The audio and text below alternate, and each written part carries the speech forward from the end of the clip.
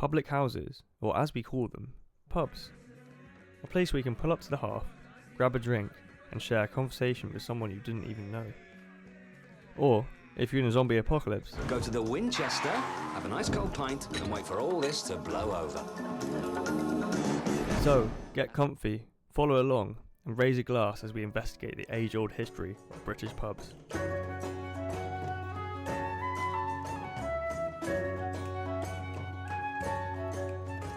What you may have guessed is many pubs in Britain are centuries old, but less well known is that pubs are named at a time when most of their customers were illiterate but could recognise pub signs or images depicting that pub.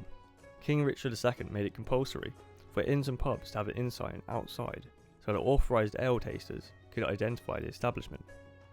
Since King Richard II passed his act in 1393, the inn sign has been intertwined with British history and a reflection of life at the time. British inn signs depict anything from historical battles and royalty to animals and sports, showcasing culture over the ages. But let's go back to the beginning to understand where pub names came from. Heraldic designs came into general use amongst European nobility in the 12th century, and systematic heritable heraldry had developed by the beginning of the 13th century. During the medieval period, many pubs gained heraldic names, often directly naming the animal or object used as a heraldic badge or charge, heraldic charge being the emblem or symbol on a coat of arms. Pubs such as the White Hart were named after the badge of King Richard II and were immensely popular during and after his reign in 1399.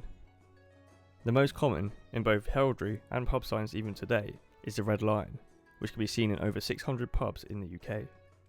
This is thanks to King James VI of Scotland ascending to the English throne in 1603, at what time he ordered the Red Lion of Scotland to be displayed on all public highways. This included taverns at the time. Names that start with the word free are often based on the arms of a London livery company or trade guild, the oldest being the Weavers Guild, which is granted livery status in 1155. Pubs can be seen as the Three Compasses, which is the Carpenters Guild, or sometimes the guilds are named directly, as in the Bricklayers Arms, Saddlers Arms, and the Railway Arms. But in the case of the Three Pigeons in Guildford, most would be a little stumped for the answer to its origins. In 1368, the Worshipful Company of Poulters received the power to regulate the sale of poultry. This included swans, rabbits, small game, and, you guessed it, pigeons, which means this pub was most likely a trading post for the Poulters Livery Company.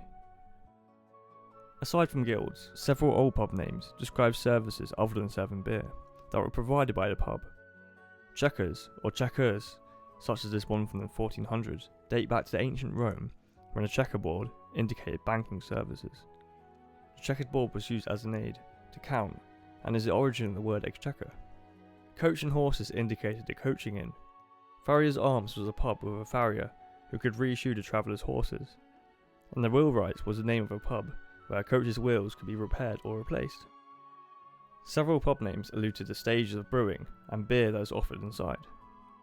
The hop pole names an item used to support the hops that flavour the beer, while the barley mow names the process of harvesting the barley that will be fermented into the beer.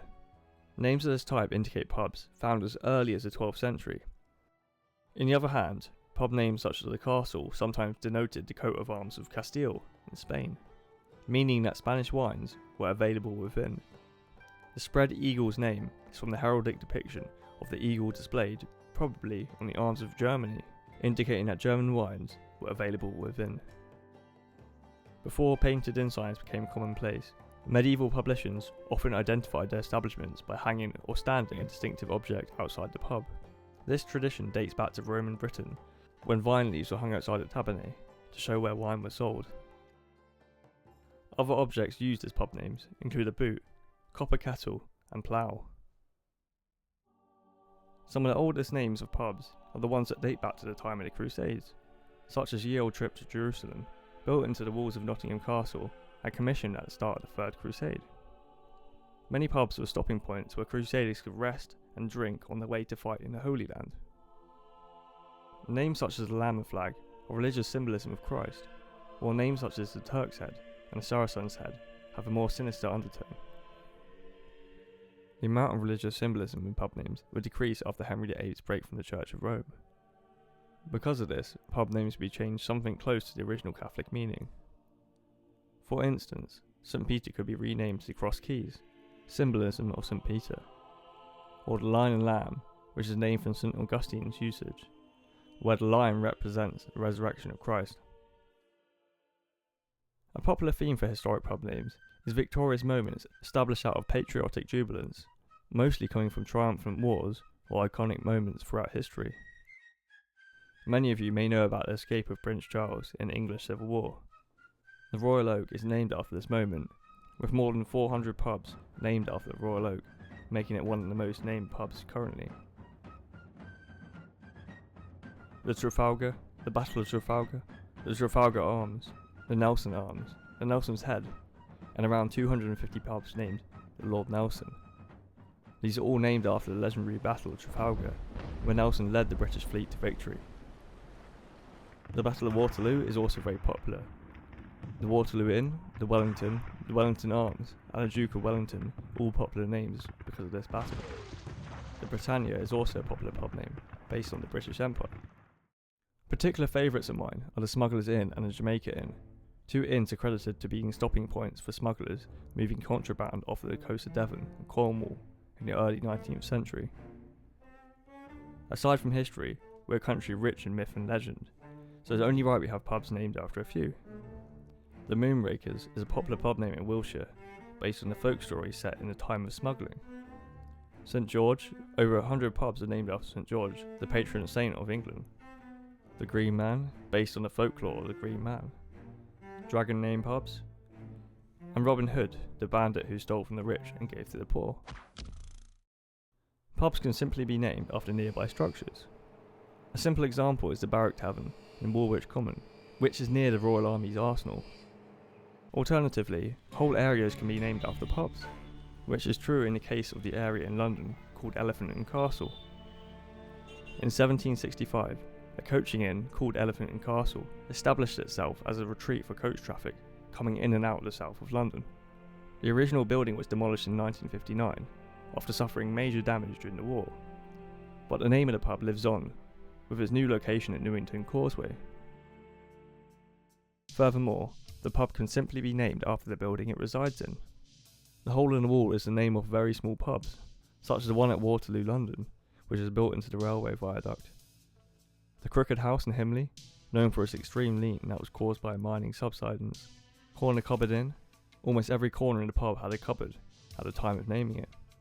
On the other hand, names like Fox and Hounds, Greyhound and Hare and Hounds indicate hunting grounds nearby. Fighting cocks indicate cockfighting, such as the Ye Old Fighting Cocks in St Albans, which rivals Ye Old Trip to Jerusalem in Nottingham for the title of the oldest pub. Some pubs are named after other kinds of sport. Bowls is popular in the Manchester area. Some of the greens are attached to the pubs, such as the Bowling Green Hotel in Chawton, while the Cricketers' Arms and the Bat and Ball indicate cricket. Another interesting set of names derives from fictional books, characters and authors, such as the Sherlock Holmes in Charing Cross, or the Hobbit in Southampton. In the case of the Ivy Bush in Edgbaston, which is most likely the real-world source for Tolkien, which he used in Lord of the Rings, located in the Shire. But enough rambling about pubs already. Go grab a pint, and if you're lucky enough to live in Staley Bridge, you could grab 2 pints in both the longest and shortest pub names in the country. Staley Bridge offers pubs named Kew, and the Old 13th Cheshire Astley Volunteer Rifleman Corps Inn.